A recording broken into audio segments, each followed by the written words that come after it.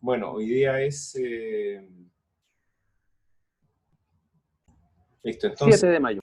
siendo el 7 de mayo, vamos a dar comienzo a la clase de hoy, que va a tratar un tema fundamental y seguramente vamos a empezar con el otro tema, que es el tema de la, de la competencia. Vamos a terminar, yo creo, con la jurisdicción y vamos a seguir después con una parte introductoria de la competencia. Entonces, vamos a empezar con unas láminas que les tengo preparadas para ustedes. ¿Ok?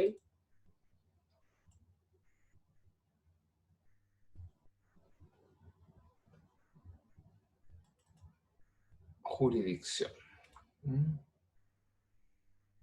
Ya. A ver. La clase pasada empezamos la materia de jurisdicción. Ustedes pueden ver la lámina. Vimos el concepto y algunos, los conceptos en general. Vimos característica y clasificación. También, y quedamos en momentos jurisdiccionales. Entonces vamos a ir avanzando esta lámina y vamos a ir comentándola también. A ver, ¿qué es lo primero que vimos al respecto? Vimos el concepto, característica y clasificación de jurisdicción. Hablamos sobre las teorías subjetivas, las teorías creacionistas y las teorías de la constitucionalización del derecho. Dentro de todas las teorías, las teorías más modernas son la constitucionalización del derecho, que como ya lo vimos en la clase pasada, lo que tiende a hacer es incorporar a toda decisión judicial la Constitución. Eso ya lo vimos en la clase pasada, todo esto de las teorías subjetivas, etc. Sigamos. Definiciones de jurisdicción. Bueno, en cuanto a las definiciones, vimos varias definiciones, pero al final nos quedamos con una definición más, que no está acá, pero más sencilla, que es el poder deber del Estado, radicada en un tercero imparcial, representante de la soberanía, cuyo objetivo es resolver los conflictos de interés y relevancia jurídica con efecto de cosa juzgada y posibilidad de ejecución. Ok, ahí están como englobadas la cátedra. Esta es la definición más sencilla y que es más asible. Elementos de la definición. Cuando hablamos de los elementos de la definición, lo que hicimos fue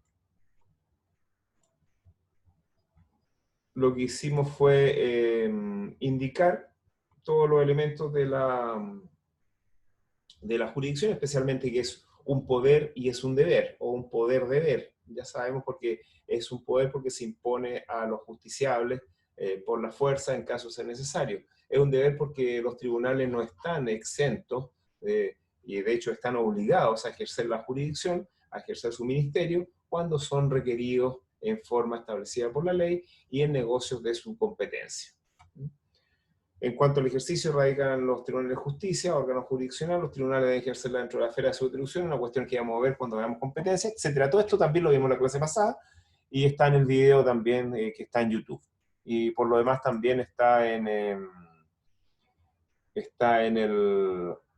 el apunte que ustedes tienen en la página web mía y también está en la página de la universidad y también está en el Classroom, así que está en todas partes, ¿no?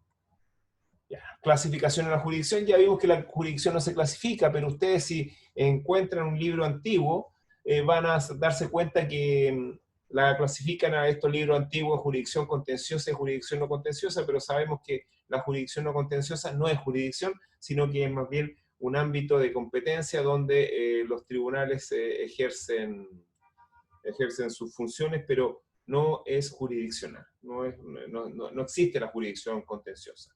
La competencia contenciosa sí, pero la jurisdicción contenciosa no existe. Diferencia entre los actos contenciosos y no contenciosos, también lo vimos en la clase pasada. La fundamental diferencia está en la cosa juzgada, en esto de la cosa juzgada. Aquí está la principal diferencia entre lo contencioso y lo jurisdiccional. Sigamos. Momentos jurisdiccionales. Aquí fue donde quedamos la clase pasada. En los momentos jurisdiccionales. ¿Qué podemos decir respecto de los momentos jurisdiccionales? Podemos decir que la jurisdicción se va desenvolviendo en etapas. Se va moviendo la jurisdicción al igual que se mueve el proceso, en diferentes etapas, y en dichas etapas se va resolviendo, primero conociendo y después resolviendo el conflicto, y por último, en caso de ser necesario, se ejecuta.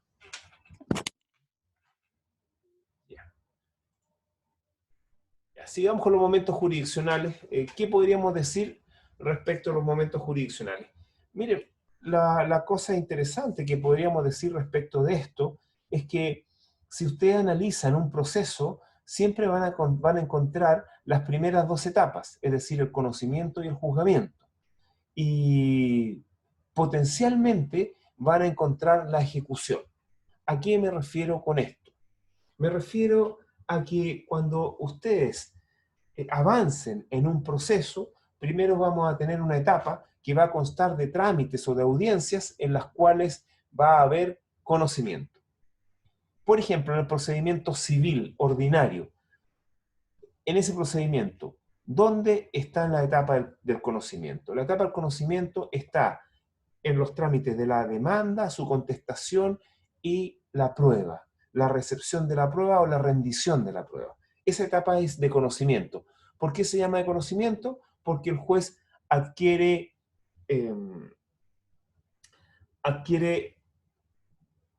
todo el material jurídico que las partes incorporan al proceso. Y ese material jurídico que las partes incorporan al proceso es lo que se denomina el mérito del proceso, y que está regulado en nuestro Código de Procedimiento Civil en el artículo 160 del Código de Procedimiento Civil. ¿Qué dice el mérito del proceso? El mérito del proceso dice que que el juez debe resolver conforme a los hechos que han sido alegados y probados dentro de un proceso. Es decir, a los hechos que han sido introducidos a través de las alegaciones que hacen las partes al proceso respecto de la demanda y la contestación, y también respecto de la aportación de la prueba, porque ustedes han de saber que la única forma en que los hechos se alleguen al proceso y sean hechos establecidos en un juicio para que el juez pueda aplicarle el derecho es precisamente probándolos. Es decir, y aunque parezca gracioso o quizá un poquito injusto, no basta con tener la razón, sino que también hay que acreditar lo que se señala. No solamente basta con tener la razón y señalarla a un juez, sino que también hay que acreditarla. Es decir, Profesor, ¿sí? una pregunta, ¿en la fase de conocimiento se contempla también la medida prejudicial o no? ¿O directamente con el ingreso a la demanda? No, fíjese que cuando hablamos de medidas prejudiciales, las medidas prejudiciales, como lo dice la palabra, son prejudiciales. Si nosotros pudiéramos conceptualizar esas medidas, nosotros podríamos decir que son actos judiciales no contenciosos. Ahí no se ejerce jurisdicción. Es una etapa previa al juicio. Así que estaríamos frente a una etapa que no es jurisdiccional. No se contempla. No se contempla, de hecho es anterior. Usted, si Sí, quiere ya. ahondar más, puede ver un apunte que hay en mi página, que se denomina Procesal 3. Ahí se comienza hablando sobre las medidas prejudiciales, específicamente las medidas precautorias. Las prejudiciales precautorias son muy importantes. Eso. Ya, muchas gracias. ¿Ya? Sigamos entonces. Entonces tenemos que la etapa del conocimiento está compuesta por el inicio del proceso, con los escritos en donde las partes hacen sus primeras alegaciones, la demanda y la contestación, fundamentalmente, y con la etapa probatoria. Ese es el conocimiento. Si nosotros queremos avanzar un poco más y vamos moviendo la jurisdicción durante el proceso, nos vamos a encontrar con el juzgamiento. El juzgamiento es la etapa en que el juez reflexiona acerca del material que ha sido introducido en el proceso. Y en ese sentido, en el sentido de reflexionar, lo que tiene que hacer es meditar sobre las alegaciones de las partes y cómo éstas han sido probadas, así incorporando los hechos. Pero aparte de eso, el juez debe elegir el derecho para resolver el conflicto. Esta etapa juzgamiento, si nosotros pudiéramos conceptualizarla o pudiéramos hacer un recorte dentro del proceso civil, equivaldría a la etapa en que se dicta una resolución judicial que se denomina citación a oír sentencia hasta la dictación del fallo. Esa es la etapa de juzgamiento en un proceso. Ah, mierda, tengo el... Es entonces la etapa de juzgamiento dentro de un proceso. Desde la citación para oír sentencia hasta entonces el fallo. Bueno, una vez que se dicta la sentencia, y esta sentencia queda ejecutoriada, es decir, inamovible, sin posibilidad de recurso alguno, sin posibilidad de ser revisada, ya sea porque transcurrieron los plazos para ello, o ya sea porque los recursos se ejercieron y ya fueron fallados, pasamos a una tercera etapa, al tercer momento jurisdiccional, que es el momento de la ejecución. Y ahora, este momento de la ejecución, si ustedes revisan la definición de jurisdicción, se habla de que el conflicto es resuelto con efecto de cosa juzgada y con posibilidad de ejecución. Claro, se habla de posibilidad de ejecución porque la ejecución realmente es una situación eventual que se puede dar al interior de un proceso. ¿Por qué razón? Bueno, porque no todo proceso que termina con una sentencia, es decir, que termina con la etapa del juzgamiento, es necesario ser ejecutado. Al respecto, cuando veamos clasificaciones de resoluciones judiciales el próximo semestre, se van a dar cuenta que, y sentencias también, se van a dar cuenta que hay algunas sentencias o resoluciones judiciales que se llaman declarativas o constitutivas, sentencias más que nada, declarativa y constitutiva. Esas sentencias se cumplen de manera diversa a, al tercer momento jurisdiccional, a la ejecución. Y también, bueno, también podemos pensar o adelantarnos diciendo que quizás las partes estaban litigando porque no tenían claras las cosas y en algún momento sí tuvieron claras las cosas con la sentencia, y por qué no, que la sentencia sea cumplida de manera voluntaria. Y en ese caso tampoco tendríamos este tercer momento de la ejecución. Ahora bien, hablemos un poquito más de este tercer momento de la ejecución. Por lo menos en materia civil, que es lo que más toca pasar en este caso, porque siempre en materia penal hay un curso completo para ello, pero también vamos a hablar del conocimiento, el juzgamiento y la ejecución en materia penal. Tenemos que respecto a la ejecución, en Chile hay dos formas de ejecutar. La primera es a través de lo que se denomina el cumplimiento incidental de la sentencia, en que, bueno, la sentencia se cumple a través o dentro, mejor dicho, del mismo proceso en la cual se dictó. Y tiene varias consecuencias favorables para el demandante el hacerlo así. Y esto que es favorable está dado porque hay menos trámites, hay menos defensas, etc. Menos defensas para el demandado que toma el nombre de ejecutado. Esa es la primera forma. En el mismo tribunal que dictó la resolución que se quiere cumplir, ahí se pide el cumplimiento. O la otra forma es llevar la sentencia definitiva y ejecutoriada, o incluso cualquier otro documento a la cual la ley le dé el mérito de ejecutivo, llevarlo a un juicio ejecutivo. Y el juicio ejecutivo es la segunda forma de ejecutar o de hacer cumplir este tercer momento jurisdiccional, que es la ejecución. Ahora, yo le había dicho de que habían situaciones o habían casos en los cuales no es necesario cumplir en este caso, una sentencia, y son las sentencias constitutivas y las sentencias declarativas, o incluso hasta las sentencias penales, porque en estos casos el cumplimiento es más bien administrativo. Por ejemplo, las sentencias constitutivas, si hablamos de un divorcio, en donde una persona, o las dos personas, mejor dicho, de tener un estado civil de casado pasan a tener un estado civil de divorciado, eso no se tiene que cumplir mediante un juicio ejecutivo o un cumplimiento incidental, sino que se oficia directamente al registro civil para que inscriba esa sentencia y le otorgue a través del certificado pertinente la calidad de divorciado. ¿Ven? No siempre es necesaria la ejecución, este tercer momento jurisdiccional, por la razón que ya les he indicado, porque hay sentencias que no es necesario que se ejecuten y porque también se pueden cumplir de manera voluntaria. Ahora bien, echemos un pequeño vistazo al proceso penal, cómo opera el conocimiento, el juzgamiento y la ejecución en el proceso penal. A ver, lo primero que tenemos que tener presente en el proceso penal es que este se desarrolla fundamentalmente en tres grandes etapas. Primero tenemos la etapa de la investigación, que es una etapa anterior al juicio.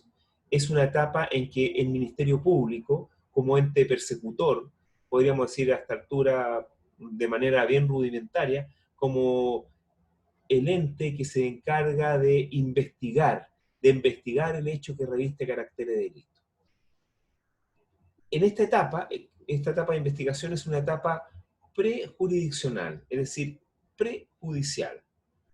En esta etapa no hay conocimiento. Una vez que el Ministerio Público, a través del fiscal adjunto, logra convencerse de que es posible llevar a juicio al imputado, presenta un escrito que es muy similar a una demanda, similar, no igual, en donde señala los hechos por los cuales se le va a juzgar y señala el derecho y también la pena que quiere que se le aplique, y eso se denomina técnicamente acusación. Esta acusación se presenta ante un juez de garantía, ante un juzgado de garantía, y este juzgado de garantía en ese momento toma conocimiento y cita a una audiencia de preparación de juicio oral. En esa audiencia de preparación de juicio oral, el imputado se defiende, es decir, hace sus alegaciones de defensa. Fundamentalmente también hacen más cosas. Entonces, esta presentación de la acusación con la audiencia preparatoria de juicio oral constituye lo que podríamos hablar o llamar el conocimiento, el momento jurisdiccional en materia procesal penal que corresponde al momento del conocimiento. Y esto justo se da en la segunda etapa del proceso penal. Ves que yo le había dicho que la primera etapa era la investigación, que no es jurisdiccional, y tenemos la segunda etapa, que es la etapa intermedia. Y esa etapa sí es jurisdiccional. Entonces ese sería el conocimiento. El conocimiento estaría dado, a lo menos, en la etapa intermedia. Conocimiento. Ahora, la tercera etapa del procedimiento penal es la etapa del juicio oral. Y en la etapa del juicio oral, en esa etapa que termina, una vez que termina la etapa intermedia, se da la rendición de la prueba. Es una etapa netamente probatoria. Entonces, la etapa de conocimiento podría estar dada en el proceso penal por la etapa intermedia y por la etapa del juicio oral.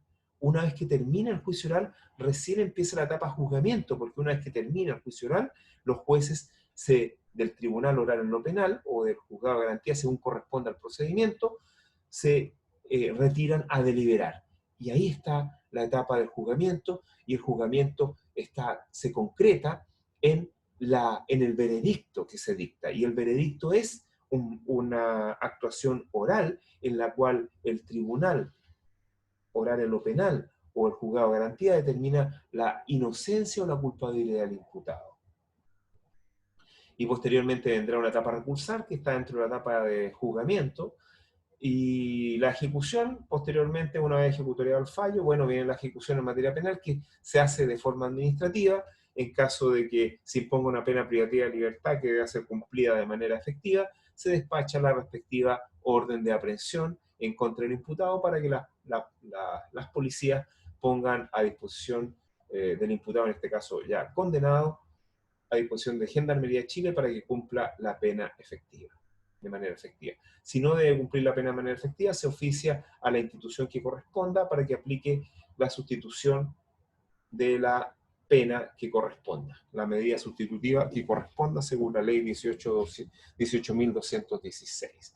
Eso podría decir respecto de los momentos jurisdiccionales.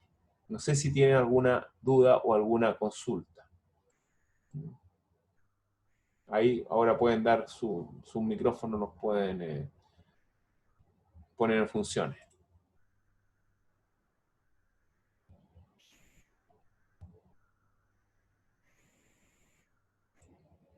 ¿Me escuchan? Pueden reiniciar los micrófonos, ¿no?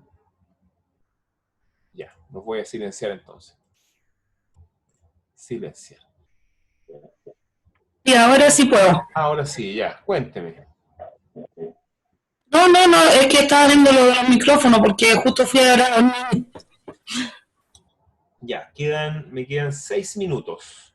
6 minutos de esta jornada, entonces, ¿tienen alguna duda o no para continuar? ¿No? No, profesor.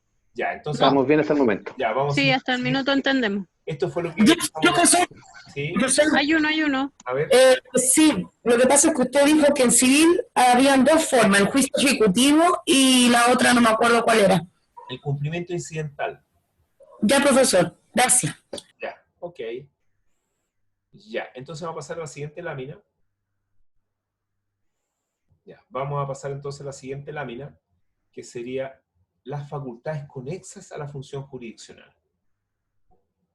Esto de las facultades conexas a la función jurisdiccional, si ustedes se dan cuenta, cuando hablamos de funciones conexas, facultades conexas, realmente está bien puesto el nombre facultades, porque aquí no estamos frente a un poder deber, tan poder deber, pero fíjense que se me llaman conexas o anexas. ¿Qué significa esto de conexas o anexas? Significa que al lado, como un anexo, como un agregado de la función jurisdiccional, hay tres funciones que desarrollan, y aquí quiero poner hincapié, los tribunales superiores de justicia.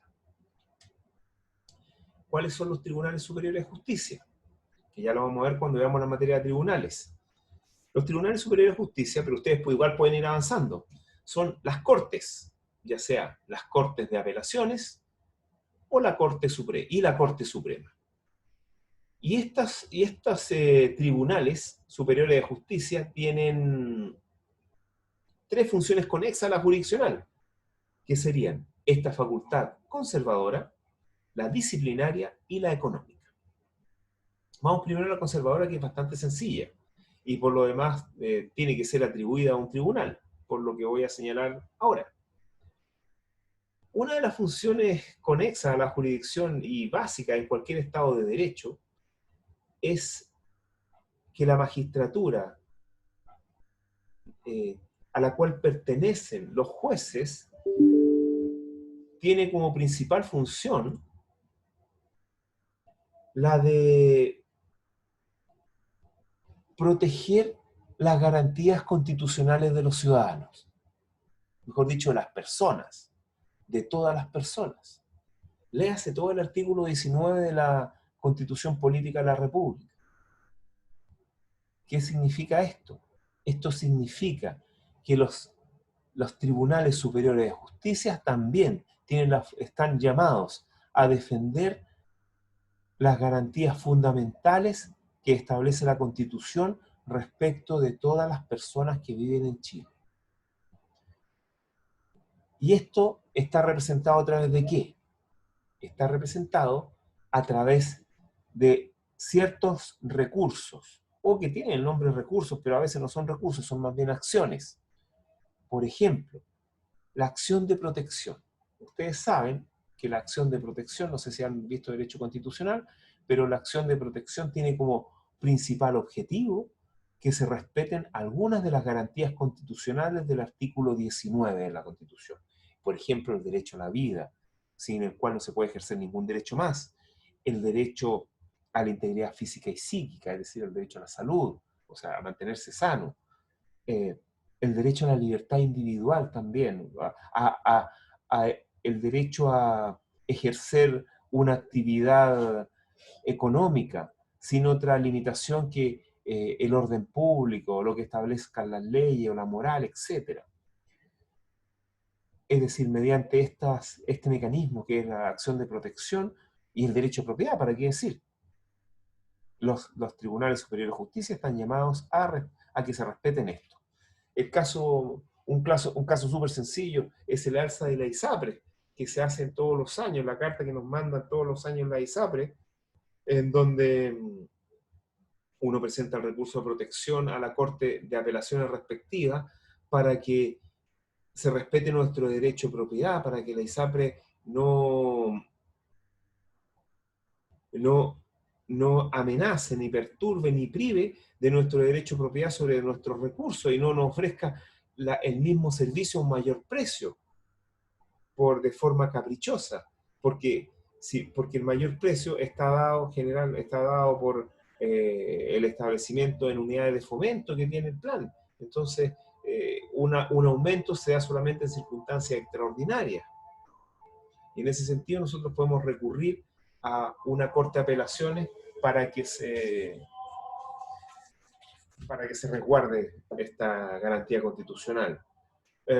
Vamos a la facultad disciplinaria. Yo creo que nos queda 1 minuto y medio, así que la facultad disciplinaria la voy a dejar esbozada.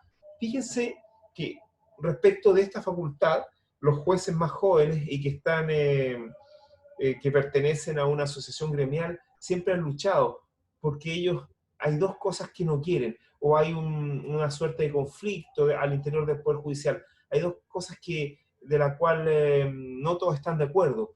La primera es la designación de jueces y la segunda es este control disciplinario, porque así es que ejercen las cortes respecto de los inferiores, sobre los jueces de base, de primera instancia o de base.